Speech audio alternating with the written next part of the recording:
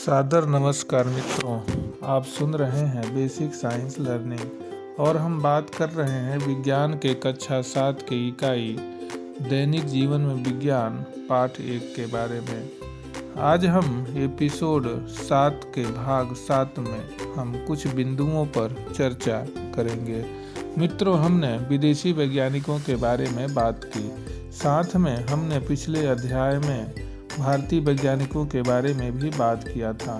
उनमें मुख्य रूप से Jagdish Chandra Bose, C V Raman, doctor Janaki Ammal, Satyendra Nath Bose, Meghnath Saha, doctor Homi Jehangir Bhabha, Vikram Sarabhai, doctor A P J Abdul Kalam और ऐसे कई बहुत बड़े बड़े वैज्ञानिक मुख्य रूप से जैसे डॉक्टर हरगोविंद खुराना और भी ऐसे कई वैज्ञानिक थे जिनके बारे में हमने बात किया।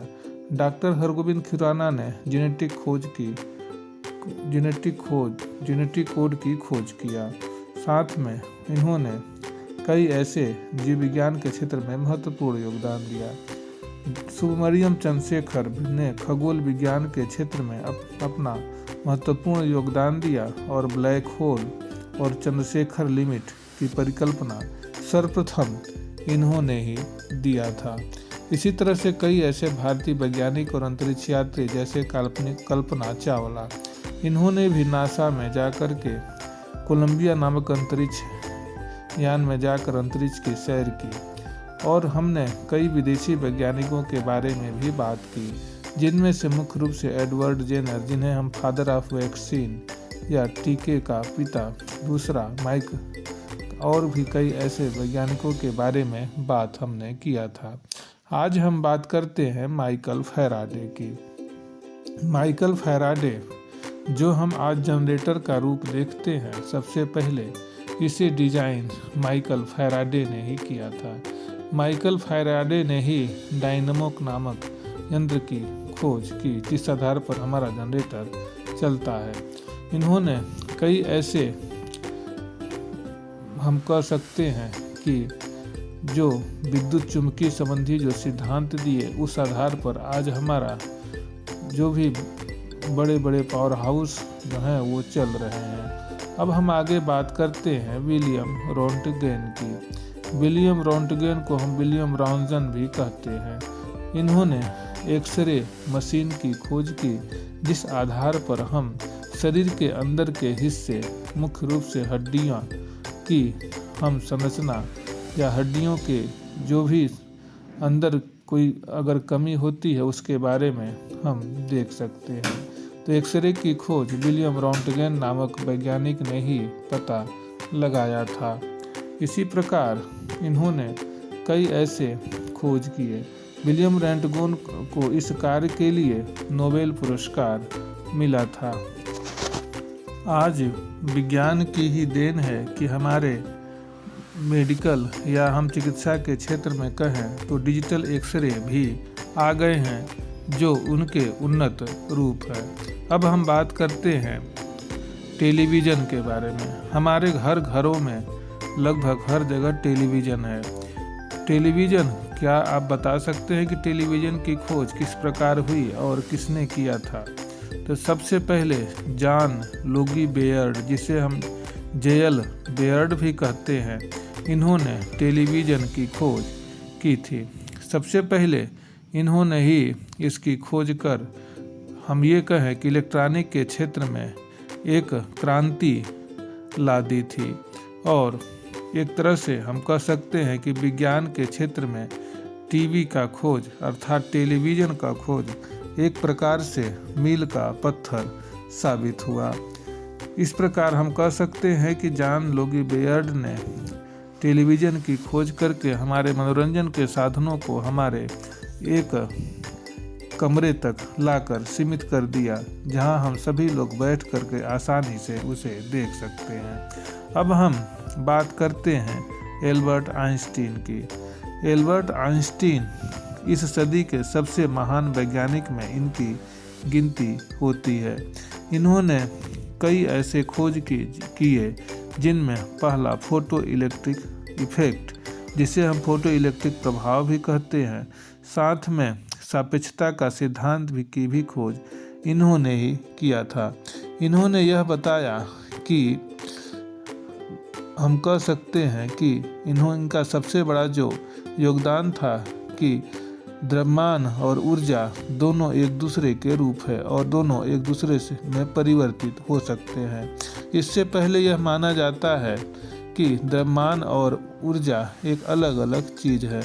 द्रव्यमान को ऊर्जा और ऊर्जा को द्रव्यमान में परिवर्तित नहीं किया जा सकता, लेकिन इस मिथक को सबसे पहले एल्बर्ट आइंस्टीन ने ही तोड़ा था और इसलिए इनको इस सदी का सबसे बड़ा वैज्ञानिक माना जाता है। अब हम बात करते हैं भारतीय एवं विदेशी वैज्ञानिक जिनको नोबेल पुरस्कार मिला है। सबसे पहले हम बात करते हैं ऐसे वैज्ञानिक जो हमारे देश में नोबेल पुरस्कार पा चुके हैं, जिनमें मुख्य रूप से पहले जो वैज्ञानिक थे वो थे डॉक्टर सी.वी. रमन, जिन्हें हम चंद्रशेखर वेंकट रमन के भी नाम से जानते हैं। इनको रमन प्रभाव के लिए नोबेल पुरस्कार मिला था। डॉक्टर हरगोविंद खुराना, इन्होंने आनुवांशिक कोड की खोज की थी और एक जीवाणु जिसे हम इशर्सिया कोलाई कहते हैं, इसके बारे में इनका पूरा स्ट्रक्चरिंग इन्होंने किया था। सुब्रमण्यम चंद्रशेखर, इन्होंने ब्लैक होल के सिद्धांत की परिकल्पना दी थी और इनका जो सिद्धांत था वह चंद्रशेखर लिमिट के नाम से जाना जाता है।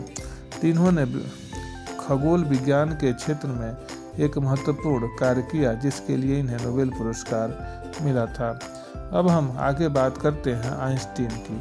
एल्बर्ट आइंस्टीन को फोटो इलेक्ट्रिक इफेक्ट के लिए नोबेल पुरस्कार मिला था। आज हम जो सौर ऊर्जा का रूप देखते हैं या सोलर पैनल का रूप देखते हैं वह फोटो इलेक्ट्रिक इफेक्ट का ही प्रभाव है। मैडम क्यूरी को रेडियम और पोलोनियम नामक रेडियो एक्टिव पदार्थ की खोज करने के लिए उन्हें नोबेल पुरस्कार मिला था। उसी प्रकार अलेक्जेंडर फ्लेमिंग ने टेलीफोन की खोज की थी, इसलिए इस महत्वपूर्ण कार्य के लिए इन्हें नोबेल पुरस्कार प्रदान किया गया था।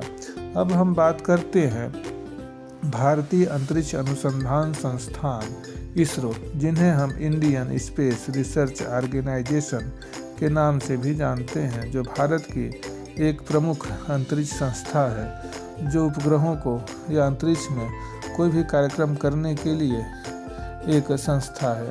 भारत में अंतरिक्ष अन्वेषण तथा अंतरिक्ष प्रौद्योगिकी के विकास एवं उनके अनुप्रयोग का कार्य भारतीय अंतरिक्ष अनुसंधान संस्थान इंडियन स्पेस रिसर्च ऑर्गेनाइजेशन द्वारा किया जाता है। इसे संक्षेप में इसरो अर्थात ISRO भी कहते हैं।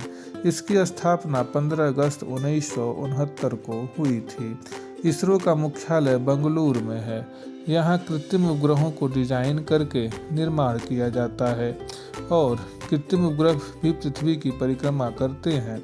कृत्रिम उपग्रह अंतरिक्ष में कुछ प्रमुख उद्देश्यों के लिए प्रक्षेपित किए जाते हैं, जिनमें दूरसंचार, मौसम विभाग संबंधी अध्ययन, आपदा प्रबंधन, नौवहन, समर्पित दूरस्थ शिक्षा संबंधी उपग्रह आदि प्रमुख हैं। उपग्रह प्रक्षेपण करने के लिए हमारे देश में 2 प्रकार के प्रक्षेपण यान हैं, एक PSLV, दूसरा GSLV।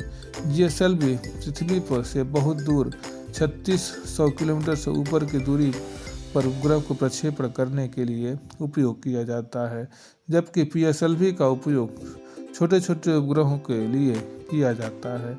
आज हमारा देश इसरो के कारण खगोल विज्ञान या अंतरिक्ष के क्षेत्र में एक अपना अलग स्थान बना चुका है। तो मित्रों, आज का इसके साथ ही यह पाठ समाप्त होता है। धन्यवाद।